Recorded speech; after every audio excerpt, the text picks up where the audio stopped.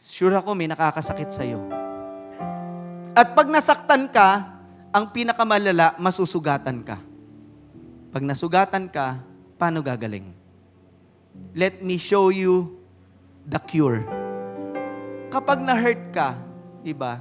Minsan ganito lalabas kung gaganti ka ba, lalabas ba yung masamang ugali mo, o lalabas ang humility mo. Di ba?